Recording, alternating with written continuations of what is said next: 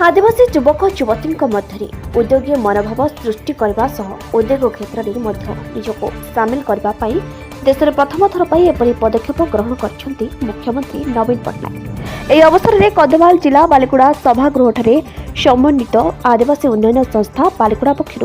आदिवासी युव उद्योगी मानक आर्थिक सहायता प्रदान कार्यक्रम अनुष्ठित होता। एथिरे बालिकुड़ा उपजिलापाल रीना प्रधान समन्वित आदिवासी उन्नयन संस्थार प्रकल्प प्रशासक कृपासिंधु बेहरा प्रकल्प परिचालक समीरन नायक जोग देते। मुख्यमंत्री जनजाति जीविका मिशन जरिया बालिकुड़ा समन्वित आदिवासी उन्नयन संस्था अधीनस्थ 9 ब्लॉकर 85 जन आदिवासी युवक युवती को 1 लाख टंकार आर्थिक सहायता राशि प्रदान कर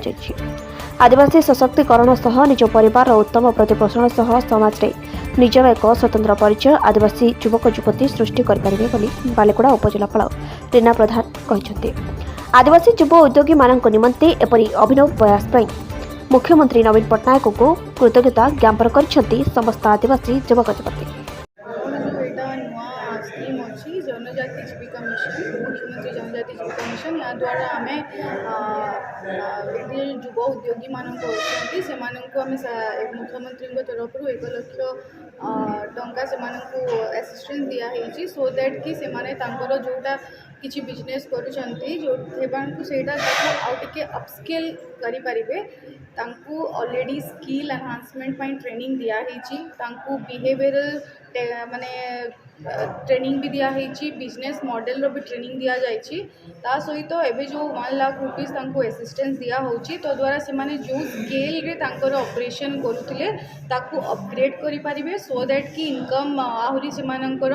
आमर जोटा 3 वर्ष भितर 2 गुण इनकम रो जोटा टार्गेट रही सेटा फुलफिल हो पारिबो। आउ जेहेतु आमर ओडिशा गोटे आदिवासी बहुल एरिया अच्छी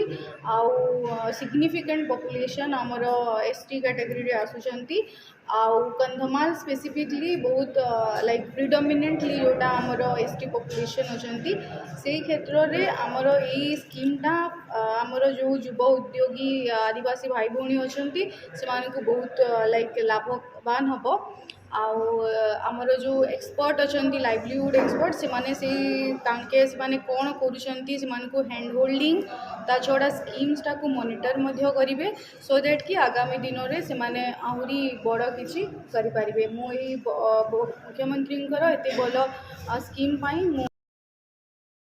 वास्तविक ये गोटे माइलखुंट ये गोटे नुआ प्रयास ओडिशा सरकार एवं ये कार्यक्रम ना तो आप जानते ऑलरेडी कि मुख्यमंत्री जनजाति जीविका मिशन यही कार्यक्रम ओडिशा सरकार एवं आम एटा लॉन्च हो सारी 2023 रे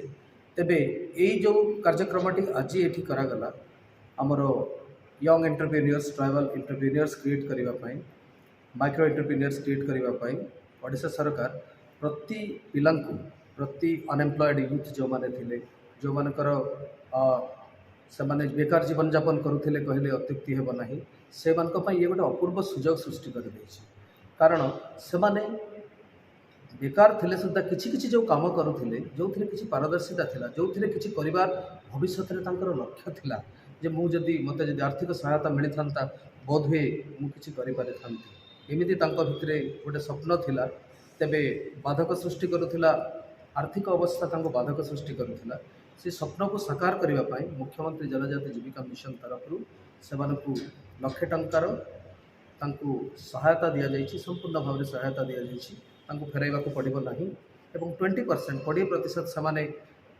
तरफ से 20% सांगे जोड़ुंट जहाँफल ओनरशिप रही 20% जोड़ुंट एवं यही भाव में से जो भविष्य में किसी परिवार स्वप्न थिला आर्थिक बाधक सृष्टि करुला आज सेटा आउ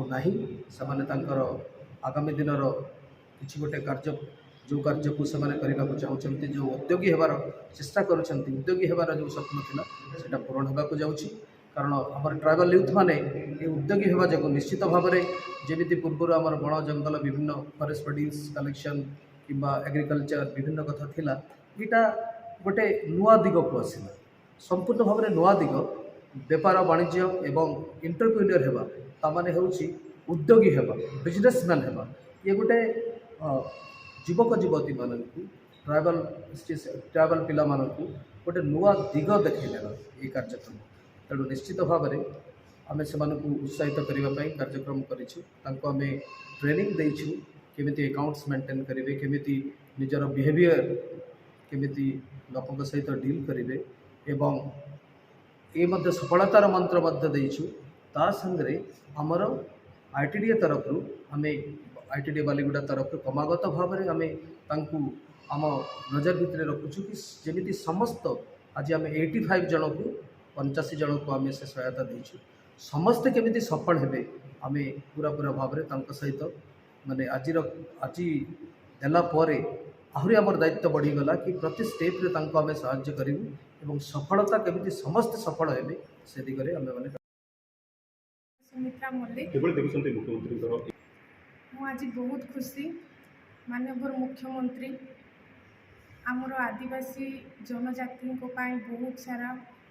ଭଲ ପାଇବା କହିଲେ ଅତ୍ୟୁକ୍ତି ହେବ ନାହିଁ ବହୁତ ପ୍ରୟାସ କରିଛନ୍ତି ବିଶେଷ କରି ବହୁତ ଆଦିବାସୀମାନେ ପଛୁଆ ବର୍ଗରେ ରହିଯାଆନ୍ତି କିନ୍ତୁ ମୁଖ୍ୟମନ୍ତ୍ରୀ ସାର୍ ତାଙ୍କୁ ଆଗକୁ ନେଇ ବହୁତ ବଡ଼ କରିବାକୁ ଚାହାନ୍ତି ସବୁବେଳେ ଆଗକୁ ଦେଖେଇ ସେମାନଙ୍କର ଭବିଷ୍ୟତ କେମିତି ଉଜ୍ଜଳ ହେବ ସେଥିପ୍ରତି ପ୍ରୟାସ କରନ୍ତି ସେହିଭଳି ଆଜି ଆମ ଭବନରେ ଆଜି ଆମର ପ୍ରୋଗ୍ରାମ ଥିଲା ମୁଖ୍ୟମନ୍ତ୍ରୀ ଜନଜାତି ଜୀବିକା ମିଶନ ପ୍ରୋଜେକ୍ଟର ଆଇଟିଡିଏ ବାଲିଗୁଡ଼ା ଥ୍ରୋରୁ ଆମେ ଆଜି 1 ଲକ୍ଷ ଟଙ୍କାର ସହାୟତା ରାଶି ପାଇଛୁ ଆମେ କିଛି ବିଜନେସ୍ ଛୋଟିଆ ବିଜନେସ୍ କରୁଛୁ କିନ୍ତୁ ତାକୁ ଆମେ ଉପଯୋଗ କରିପାରୁନଥିଲୁ ବା ଇନକମ୍ ଅଧିକା ହେଇପାରୁନଥିଲା କିନ୍ତୁ 1 ଲକ୍ଷ ଟଙ୍କା ସହାୟତା ରାଶି ଆମ ମୁଖ୍ୟମନ୍ତ୍ରୀ ଦେଇଛନ୍ତି ସେଥିରେ ଆମେ ବହୁତ ଉପକୃତ ହୋଇପାରିବୁ ତେଣୁ ବିଶେଷ କରି ଆଇଟିଡିଏ ବାଲିଗୁଡ଼ା ଏବଂ ପ୍ରିୟ ମୁଖ୍ୟମନ୍ତ୍ରୀ ସାର୍ଙ୍କୁ ମୁଁ ଧନ୍ୟବାଦ ବାଲିଗୁଡ଼ାରୁ ଇଶାକ ପ୍ରଧାନଙ୍କ ରିପୋର୍ଟ ରିପବ୍ଲିକ୍ ଓଡ଼ିଶା।